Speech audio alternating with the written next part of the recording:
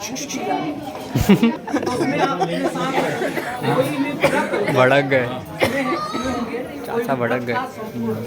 उद्यापन करना, ऐसा कुछ सुना है? यहाँ बच्चे जाग रहे हैं तो ऐसा कुछ यदि आप अपने जीवन में कोई व्रत रखें और उसका उद्यापन करें, ठीक है, उसमें भी अपने साथ रहना। यदि आप स्वीकार करें तो मैं आपके साथ चलने के लिए, यह कन्या का पहला वचन, पहला शर्त है।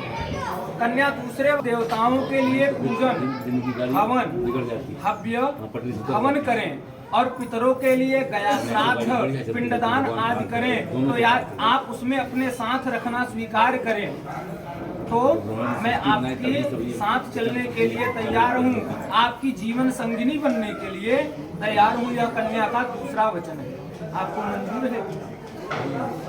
कन्या तीसरे वचन में कहती है, कन्या अपने तीसरे वचन में कहती है कि कुटुंब रक्षा भरणे यदि त्वम, यदि परिवार का भरण पोषण जो भी आप कमा कर लाएं तो उससे क्या करेंगे? परिवार का भरण पोषण।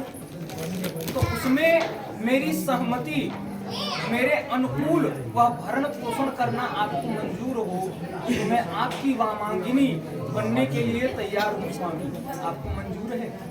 मंजूर जो है। आप कमा करके लाएं तो इनको भी बताएं कि हाँ ये परिवार का भरण पोषण इस प्रकार से करें। ये यदि कहें कि परिवार के लिए ये वस्तु जरूरत है तो उसको ला करके आप इनको दें, परिवार का तभी भरण पोषण हो सकता है।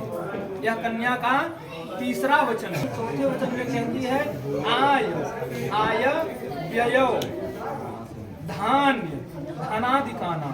यदि घर में जो भी अन्न आवे, धन आवे, आय व्यय हो, खरीदा जाए, बेचा जाए, उसमें आप मेरी सलाह अवश्य लें, क्योंकि जीवन संगिनी का मतलब यही है कि हम आप जिस प्रकार से एक वाहन में दो पहिए होते हैं या चार पहिए होते हैं, उसमें से एक पहिया न रहे, एक पहिया गड़बड़ हो जाए तो क्या वह चल सकता है? नहीं। तो उसी प्रकार से आप जो भी जीवन में आय व्यय हो उसमें फायदा नुकसान हो, यदि उसमें आप हमसे सलाह लेंगे तो कहीं हो सकता है मेरी बुद्धि से आपका नुकसान हो रहा हो तो फायदा हो जाए, और यदि मेरी वजह से नुकसान हो रहा हो तो आपकी बुद्धि लगे तो उसमें फायदा हो जाए। इसलिए आपस में दोनों लोग सलाह करके उस आय व्यय का निरीक्षण करेंगे। ये देवालय आराम तडाग कूप, देवालय निर्माण करें, देवालय राम तडाग कूप, कहीं कुआं बनवाएं, कहीं बगीचा आदि का निर्माण कराएं, उसका जो पूजन हो उसमें आप मुझे अपने साथ रखें, यही आपसे विनती है। यह मेरा पांचवा वचन है स्वामी। यदि आप यह मानते हैं तो मैं आपके साथ जीवन पर्यंत रहने को तैयार हूँ, आपकी वामांगिनी बनने को तैयार हूँ। यह कन्या का पांचवा वचन है।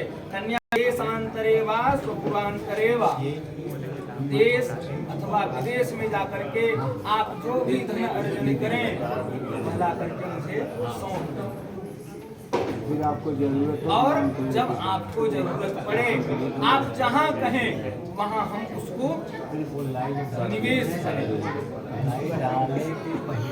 देशांतरे वा स्वपुरांतरे वा, चाहे देश रुकवा चाहे विदेश लाएं उसको आप दें, और आप जहाँ कहें आपके अनुसार मैं निवेश करूं, और यदि यह वचन आपको मंजूर हो तो मैं आपकी वामांगिनी बनने के लिए तैयार हूँ। यह कन्या का छठा वचन है।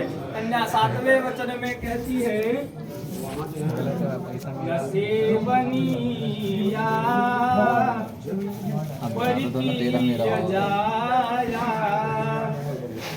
न सेवनी। यह अंतिम वचन है ना, कठोर वचन दे रही है कन्या। स्वामी एक आपसे करबद्ध निवेदन कर रही हूँ कि न सेवनिया, आप दूसरे का सेवन नहीं करेंगे। क्या? पर किए जाया, पराई स्त्री का आप सेवन नहीं करेंगे। त्वया भव धामिनी कामनी की, और किस तरीके से उनके आप साथ रहिए, उनका सब कुछ पालन पोषण भरण करिए, लेकिन किस प्रकार से? बहन माँ के समान देखते हुए उनका भरण पोषण करिए। लेकिन क्या नहीं करना है आपको? उनके साथ न सेवनिया पर किए जाया त्वया भवोत भामिनी कामिनी थी। उनके साथ कामिनी का व्यवहार भाव नहीं रख करके उनका भरण पोषण करना है, उनके साथ नहीं रहना है। इस प्रकार से 7,000 पूरा। भादों का महीना जानते हैं हिंदी में होता है, जिसमें गणपति आते हैं, ठीक।